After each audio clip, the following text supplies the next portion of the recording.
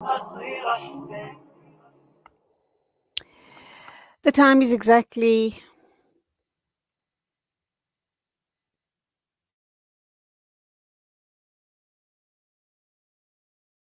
Lord have mercy. Oh my gosh. Honey, look what's happening here. Lord, come on!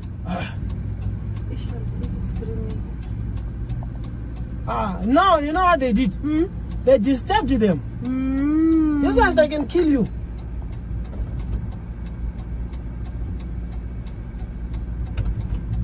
These ones they will kill you. I don't know. There's cops. These ones. You see? Is this one going to raise up now? He's fainted.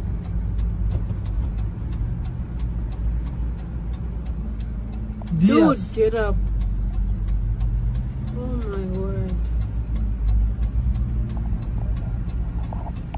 Look at the beers in the back, in the car. They destroyed the car now. He's scared. It is exactly 8:41 a.m. A very, very disturbing clip there, which obviously has gone totally viral, not only in South Africa, but all around the world. That, of course, was the VIP unit assaulting a couple of young people in a polo in Johannesburg near the near Fourways, the suburb of Fourways. Let's speak with Layton Beard from the AA and ask what they make of it, because obviously the AA do monitor roads, and I know that they were powerless to do anything in this situation. But let's look at this incident from a road safety point of view. Layton Beard, a very good morning to you. Welcome. Hi, good morning to you, Judy. Good to be with you. Horrific indeed. I don't know what other word to use to There is no describe other this word. I mean, incident. it's absolutely deplorable. I mean, it's backyard, schoolyard violence. It's thuggery. I mean, every adjective you want to describe. I mean, it's just beyond the pale, and I think for us, shows the level to which these people have dipped. It's and I have a feeling at some point that unfortunately some people may say, yeah, but these people that were assaulted were, they were impeding the blue light brigade, or they were somehow stopping them from speeding, whatever, and there's going to be this whole kind of thing of victim blaming. But no, I mean, it's an absolutely shocking video, and I think every South African should be super concerned about what they see through that. It seems as if these politicians who have these blue light brigades truly believe, not only the politicians, but their bodyguards as well, truly believe they are a law unto themselves. They're untouchable. No one dare, interfere with them. And they are mightier than the might. And they should be given preference. They almost think that they godlike creatures. No, I absolutely think they're above the law, and I think part of the reason for that is the fact that, as we saw now, when the story broke, there was the suggestion that internal SAPS processes would take the process further. Well, that's great, but they're going to be suspended, probably with pay. And what's going to happen further from that? I think we posed the question and said, but it needs to be an open judicial process. People must see that justice is being done. Will that happen? I don't know. I mean, I'm certainly hoping that it does. But yes, you're absolutely correct. These people operate with this very heightened sense of impunity.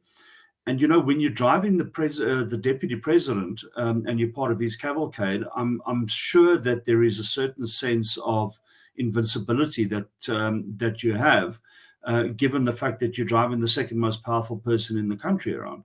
But that doesn't give anybody any right to commit the type of violent crime that we saw. It's unconscionable.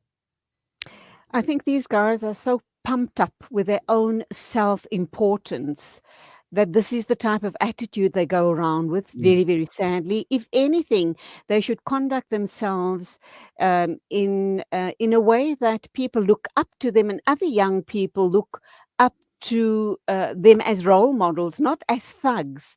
That's the Mm, one issue. And just a bad example, this terrible example being set, not only locally, but internationally as well. We know that we have crimes happening on the byways and the highways, all the national routes. It is horrific. In the past, and I think it's still ongoing, and you as the AA are very aware of this, with irresponsible youth throwing rocks on cars as they drive by, and then when people stop their cars to try and assess the damage, they are then robbed, etc. And a whole lot of other tricks and tactics that happen on our roads on a daily basis. We mm. certainly don't need thuggery like this playing out on our roads. No, I'm we just don't. worried. I'm worried about the message it's sending out to the criminal elements. Mm. No, I mean, you're absolutely correct. You know, we don't need any more to add to our already long list of woes. I think when we look at, you know, just the current situation in South Africa, there is a lot that we need to be worried about, and I think we are worried about it. Yeah, I mean, I think the message, you know, the message to criminals, you know, I don't know if it's sending any specific message to them. I think just the message to South Africans is, you know, we are above the law and we can act as you want, and you better step in line. And if you don't, this is what's going to happen to you. It's an incredibly sad message, I think, to send. And you're absolutely correct, Julie. I mean, you know, people, youngsters and people from abroad looking at this are just going to get such a view of the way that we conduct ourselves that is completely skewed. And yeah, it's very, very worrying. As the AA, what is your advice to road users? I mean, we can talk ourselves blue in the Yeah, face, but whether the advice will be heeded is another matter. yeah. However, let's talk about a few very important safety measures whilst on the roads. Yeah, it's a very good question. And I think the problem that we've got is that the law is actually very clear that if there is if there is an emergency vehicle with their sirens or with their lights, whether they're blue lights or red lights, whatever color lights they are, if it's an emergency vehicle, and I'm talking now, obviously, if this is a legitimate vehicle, because unfortunately we know that there are, in some instances, you know, illegal vehicles doing this. But, you know, if there's an emergency vehicle, fire truck, you know, ambulance, police van, then my experience is people give way. People absolutely give way for those vehicles because they understand that there's an emergency. And no matter how heavy the traffic is, and I drive quite regularly on the highways and byways in Gauteng, where it's sometimes very, very busy, people give way. People respect that, and they make way for those vehicles, and they understand that that's their role. Now, the law is very clear that if you have an emergency vehicle behind you, you have to make way for that vehicle. I think the problem comes in with the blue light brigades, where unfortunately, it's not a question of it being an emergency. It's a question of the person that we are transporting may be late for an appointment, needs to get somewhere in a specific amount of time, whatever the case is. And you can understand to an extent, you know, you're talking about cabinet ministers and presidents and deputy presidents. I mean, these people have incredibly heavy schedules, I'm sure, and they do have a lot to do. And there is a huge need for planning. I think the problem comes in where people are questioning whether that emergency and that crisis of time is their problem. Our advice to people is move over. It may be counterintuitive for you to do so, but if you are able to do so and it's safe for you to do so, then yes, you need to move over. That's what the law requires you to do, and that's what you should do. The problem, of course, comes in when you know, you have these blue light brigades sitting on your tail, flashing their lights, hooting, screaming, showing their firearms to you, being just generally belligerent, and you've got nowhere to go. There's cars in the other lane, you can't move over.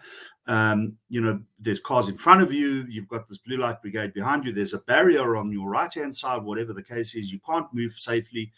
And that's when the situation is going to escalate. But then cool heads need to prevail, and the people who need to take charge of that are obviously the people with the firearms, the police, not the person in the car. But just in short, in answer to your question, move over if you are able to do so. That's what the law requires. That's what you should do. It's the safest thing to do, and it's also the best option from a keeping calm point of view. Layton Beard, that's where we leave it. Thank you indeed. Let's hope that this situation, there isn't a replication of these type of situations on our roads. Go well. Thanks indeed. And it is, of course, 8:50 a.m. News and Views on Salam Media. Thank you very much.